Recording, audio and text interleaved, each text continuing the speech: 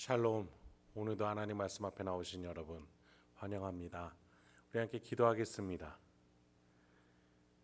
하나님, 오늘도 우리에게 귀한 말씀 주시니 감사합니다.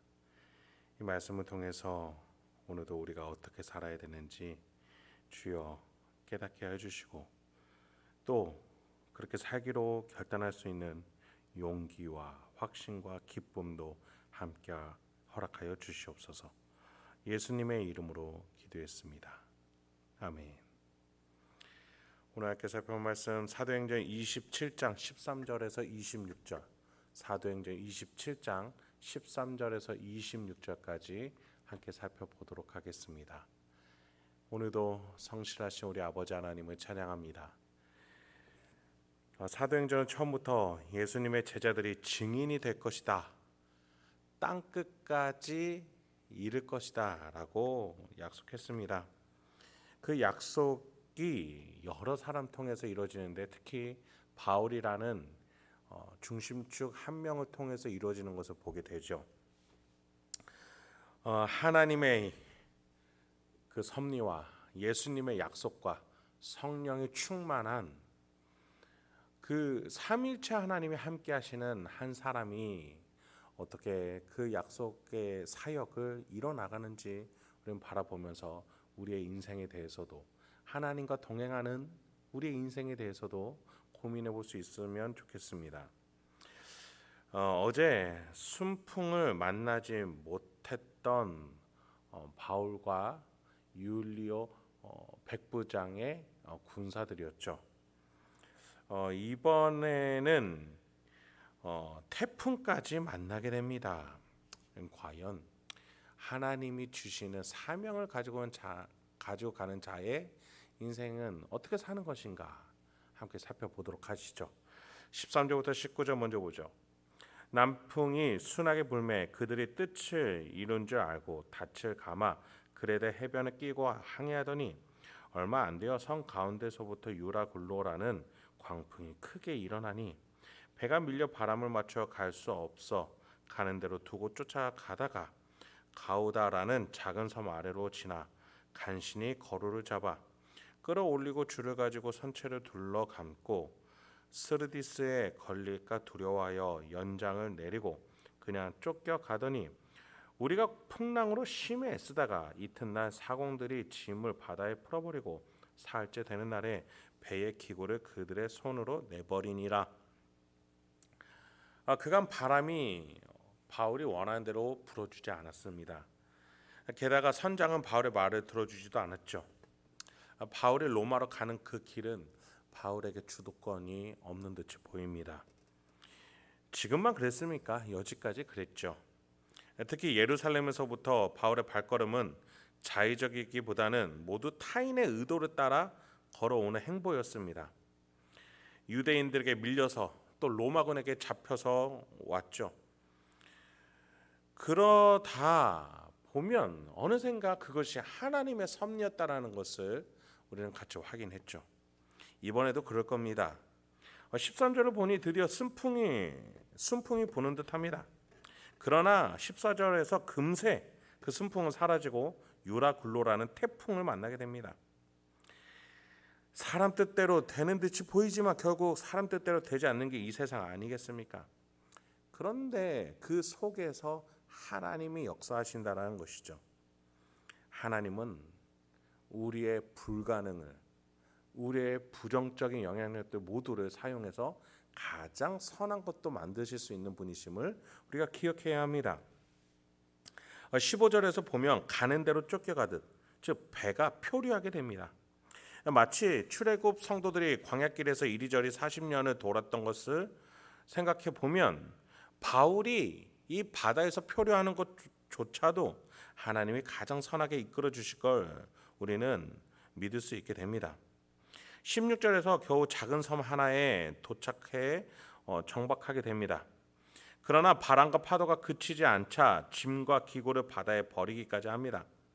만약 바울이 기독교의 사도라는 것을 선원들이 믿었다면, 알기는 하겠지만 믿었다면, 당신의 하나님은 당신을 싫어하시나 봅니다 라고 말했을지도 모르겠습니다. 그 정도로 바울의 로마 행이 지금 쉽지가 않은 것이죠. 20절부터 25절에서 반전이 일어납니다. 여러 날 동안 해도 별도 보이지 아니하고 큰 풍랑이 그대로 있음에 구원의 여망마저 없어졌더라. 여러 사람이 오래 먹지 못하였음에 바울이 가운데 서서 말하되 여러분이여 내 말을 듣고 글에 대해서 떠나지 아니하여 이 타격과 손상을 면하였더라면 좋을 뻔하였느니라.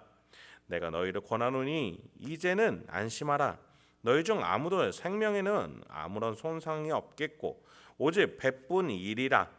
내가 속한 바 곧 내가 섬기는 하나님의 사자가 어젯밤에 내 곁에 서서 말하되 바울아 두려워하지 말라. 네가 가이사 앞에 서야 하겠고 또 하나님께서 너와 함께 항해하는 자를 다 내게 주셨다 하였으니 그러므로 여러분이 안심하라.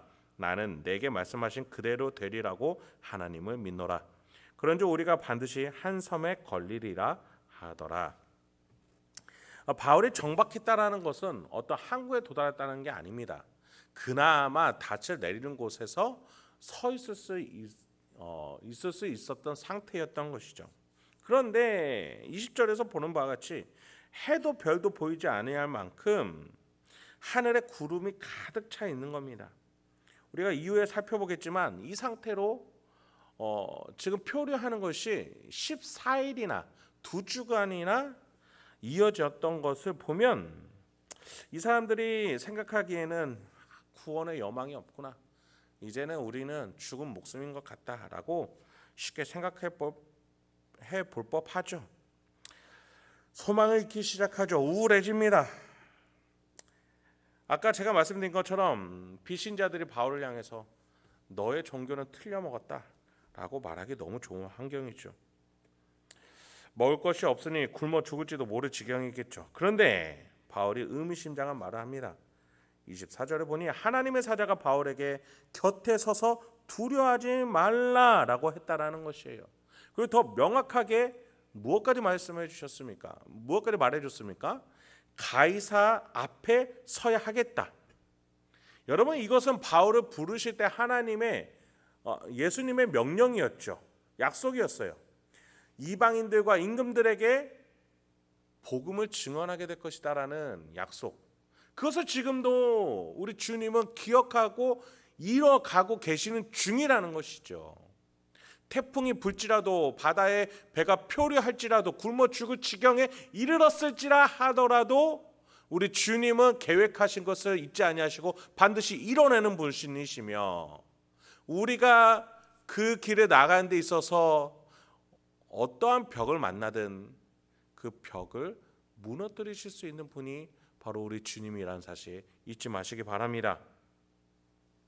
그래서 바울은 그것을 믿으니 24절에서 두려워하지 말라라는 그 말씀을 믿고 담대하게 선원들에게 말하는 것이죠. 여러분이여 안심하라. 나는 그 말씀대로 되리라고 하나님을 믿는다. 반드시 우리는 어떤 한 섬에 안전하게 정박할 것이다 라고 말이죠. 그렇습니다. 여러분 우리는 성경에서의 약속을 믿어야 합니다.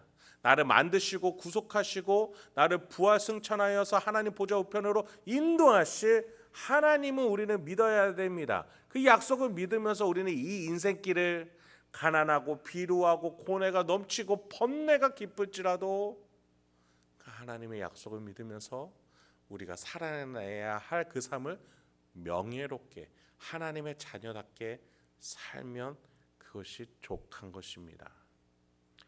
오늘 하루 어떠한 일정과 마음으로 시작하려고 하십니까? 또는 어떻게 마무리 지으셨습니까? 하나님의 약속, 나와 동행하시는 하나님을 기억하시기 바랍니다. 그래서 하나님과 승리하시고 영광을 올려드릴 수 있는 하나님의 기쁨이 되시는 저와 여러분이 되길 소망합니다. 함께 기도하겠습니다. 하나님, 오늘도 우리에게 귀한 말씀 주시니 감사합니다. 이 말씀을 통해서 오늘도 내가 어떻게 살아야 되는지 하나하나 알려주시옵소서. 실천하고 적용할 수 있도록 용기 허락하여 주시옵소서. 예수님의 이름으로 기도했습니다. 아멘.